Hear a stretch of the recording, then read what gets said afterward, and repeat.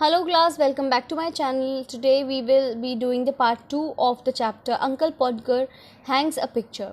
हमने पहले पार्ट में पढ़ा कि किस तरीके से अंकल पॉडगर जो हैं वो बिल्कुल मेसी पीपल हैं, मेसी व्यक्ति हैं और जो भी वो काम करते हैं उसमें बिगाड़ ज़्यादा करते हैं, काम कम करते हैं और बोलते इतना ज़्यादा हैं कि कुछ बात ही नहीं है और अकेले काम करने की बात कह के वो पूरे घर को अपने साथ काम में लगा लेते हैं। तो हमने पढ़ा था कि कैसे पहले तो हैमर खो गया था, हैमर जैसे मिला तो दीवार पे निशान खो गया, फिर सब लोग ढूंढने लगे, फिर उन्होंने दोबारा से उसको मेजर किया और फिर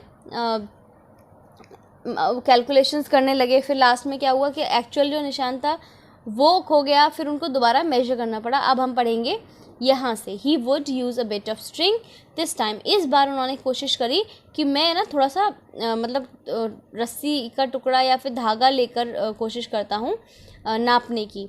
And at that critical moment, when the old fool was leaning over the chair at an angle of 45 and trying to reach a point 3 inches beyond what was possible for him to reach, the string would slip and down.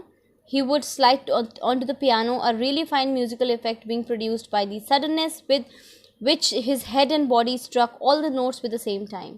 अब क्या हुआ कि उन्होंने कोशिश की कि मैं ना थोड़ा एक रस्सी से या किसी धागे से इसको नापने की कोशिश करता हूँ, लेकिन वो एक ऐसा मोमेंट था।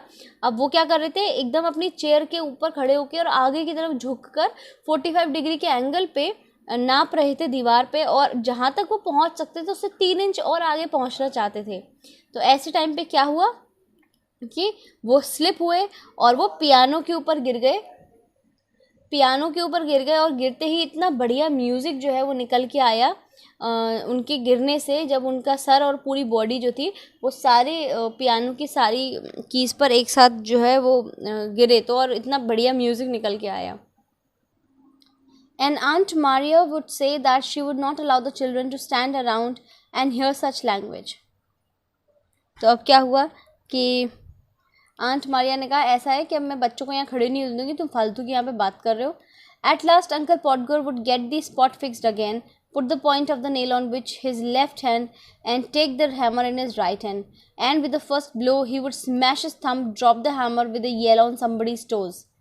फिर क्या हुआ कि लास्टली अंकल पॉडगर ने निशान बना लिया और फिर उस निशान के ऊपर उन्होंने कोई कील को रखा, अपने उल्टे हाथ से कील को पकड़ा, सीधे हाथ में हथौड़ी ली और जैसे ही पहला फर्स्ट ब्लो उन्होंने हथौड़ी का दिया उस कील पर, वैसे उन्होंने क्या किया, अपने अंगूठे को दबा लिया है ना हथौड़ी से, और फिर हथौड़ी हाथ से गिरा दी चिल्लाते हुए, और पता चला हथौड़ी किसी के अंगूठे पर गिर गई है नीचे।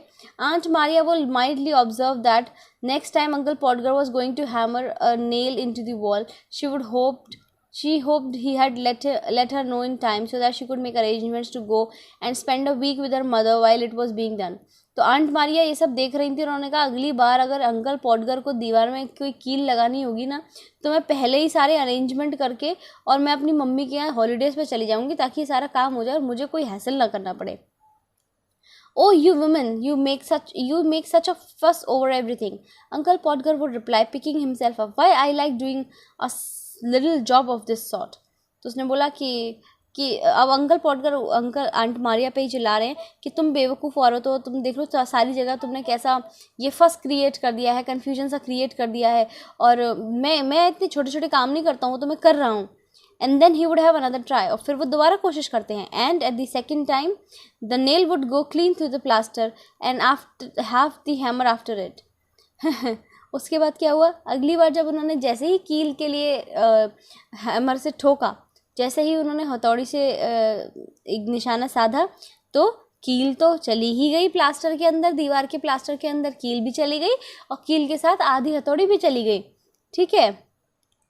And Uncle Podger be precipitated against the wall with force nearly sufficient to flatten his nose. और फिर अंकल पॉडगर जो हैं वो दीवार के आगे ऐसे खड़े हो गए जैसे उनकी आधी जो नोज़ थी वो फ्लैट हो गई थी। Then we had to find the rule and the string again. फिर हमने वापस से रूलर ढूंढा और वो स्ट्रिंग ढूंढी और फिर एक नया होल बनाया गया। And about midnight the picture would be up. और आधी रात के टाइम पे जो पिक्चर थी वो लग चुकी थी।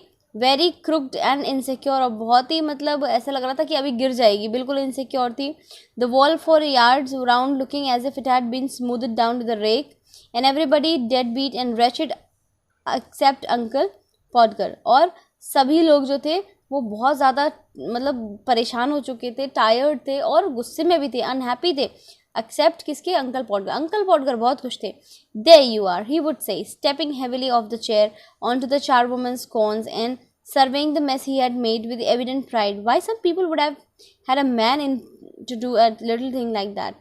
और फिर वो अंकल पॉटगर कहते हैं देखो अब हो गया, कितना बढ़िया लग रहा है। और फिर वो सब जगह देखते हैं कि उन्होंने क्या क्रिएट किया है, फर्स्ट पूरे रूम में कितना उन्होंने फैलारा सा फैला दिया है।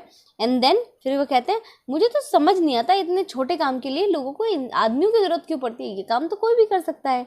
And that is how the chapter comes to an end. आपने देखा कि कैसे अंकल पॉटगर जो है वो बहुत ही ज़्यादा कंफ्यूजिंग है। ऐसे लोग नहीं होते जिनसे कुछ काम करने की कह दो तो लगता है कि गलती कर दी बोल के, तो वो उस टाइप के पर्सन है। कमेंट में बताइएगा कि आपके घर में कौन ऐसा व्यक्ति है जो इस तरीके की हरकतें करता है, और हर घर में ऐसा कोई ना कोई व्यक्ति ज़रूर होता है। आई होप चैप्टर आपको समझ आया होगा।